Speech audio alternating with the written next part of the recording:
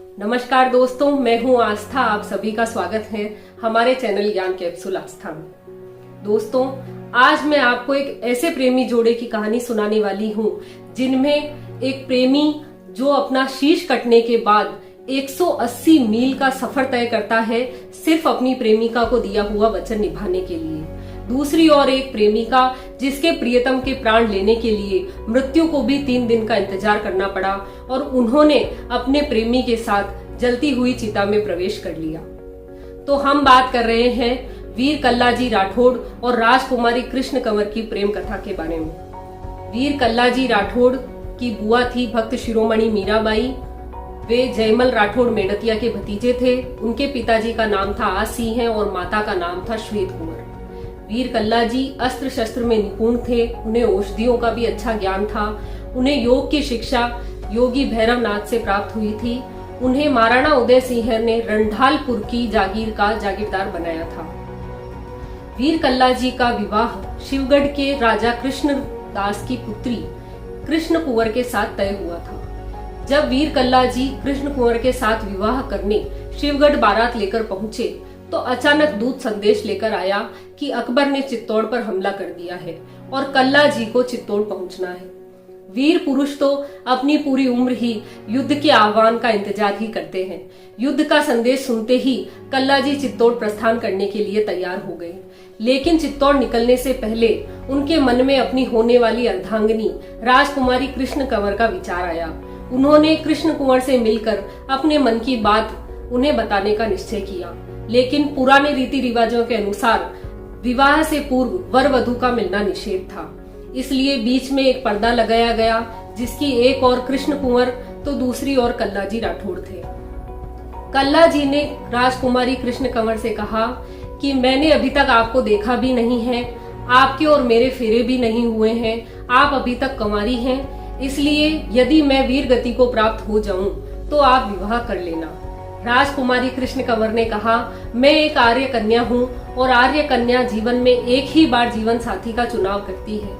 मैंने मन ही मन आपको अपना पति मान लिया है, इसलिए यदि आप चित्तौड़ से वापस लौटे तो हम वैवाहिक सुख का आनंद लेंगे और यदि आप वीर गति को प्राप्त हो गए तो मुझे आज्ञा दीजिए कि मैं आपके साथ सती हो सकूं और आप स्वर्ग में मेरा इंतजार कीजिएगा। कल्लाजी एक बहुत अच्छे योगी थे। उन्होंने कृष्ण कुंवर को एक गुलाब देकर कहा कि जब तक यह गुलाब खिला रहे तब तक समझना मैं जीवित हूँ और जब ये गुलाब बंद होने लगे तो समझ जाना कि मेरी अंतिम सांसें चल रही है। ऐसा कहकर कल्लाजी चित्तौड़ के लिए कूच कर गए। धन्य है जननी जन्म्यो कुंवर कल्ला राठौड़, आन बान गर छोड़ियो आयो गढ़ चित्तो। कल्लाजी जब चित्तौड़ पहुंचे तो महाराणा उदय सिंह को चित्तौड़गढ़ के दुर्ग से सुरक्षित निकालकर गोगुंदा ले जाया गया और चित्तौड़गढ़ के किले में जयमल फत्ताजी के नेतृत्व में 8000 सैनिक छोड़े गए, जिनमें कल्लाजी राठौड़ भी शामिल थे। चित्तौड़ के किले में मुगल सेना के साथ इनकी 6 माह तक लंबी जद्दोजहद चलती रही। उसके बाद अकबर ने धोखे से जयमल राठौड़ जी के पैर में एक गोली मार दी, जिससे वे घायल हो गए। उसके बाद जयमल जी ने निर्णय किया कि उन्हें एक अंतिम युद्ध लड़ना होगा। अकबर की 60,000 की सेना थी और ये मात्र 8,000 सैनिक थे। युद्ध प्राण की बाजी लगाने वाला था। सभी वीरों ने केसरिया बाना धारण किया। जयमल जी के पैर में गोली लगने के कारण वे घोड़े पर नहीं चढ़ सकते थे। कल्लाजी ने उन्हें अपने कंधों पर बैठाया और ये चतुर्भुज रूप जब दुर्ग से बाहर युद्ध करने निकला तो अकबर भी इन्हें देखकर हक्का बक्का रह गया। मुगल सेना में खलबली मच गई। उन्हें लगा कि कोई 2 सिर और 4 हाथ वाली देवीय शक्ति युद्ध कर रही है।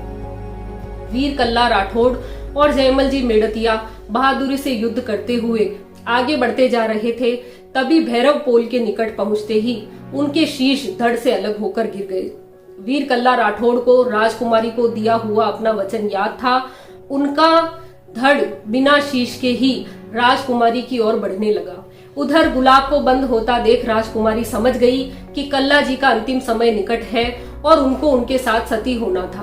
वे दुल्हन के रूप में सज धज कर शिवगढ़ से निकल पड़ी। ये दोनों रणेला में एक दूसरे से मिले। जैसे ही कल्लाजी के धड़ ने राजकुमारी कृष्ण कुंवर को देखा, वे निढाल होकर जमीन पर गिर पड़े और राजकुमारी कृष्ण कुंवर ने माता कालका से प्रार्थना की कि उन्हें उनके पति का शीश लौटा दिया जाए, जिससे वे उनके साथ सती हो सके। माता कालका और योगी भैरवनाथ के आशीर्वाद से कल्ला जी का शीश राजकुमारी की गोद में आ गिरा और राजकुमारी ने उस शीश को धड़ से जोड़कर कल्ला जी के साथ अग्नि में प्रवेश कर लिया। नेला में राजकुमारी कृष्ण कंवर और वीर कल्ला जी का अंतिम संस्कार किया गया। वहां आज एक मंदिर बना हुआ है। लोग केसरिया ध्वज लेकर ढोल नगाड़ों के साथ वहां पर आते हैं। कल्ला जी की छतरी चित्तौड़ के किले में भैरवपोल पर भी बनी हुई है, जहां अश्विन शुक्ला नवमी को उनकी याद में मेला लगाया जाता है। डूंगरपुर के सामलिया गांव में भी कल्ला जी की काले पत्थर की एक मूर्ति है, जिसपे अफीम और केसर चढ़ाई जाती है।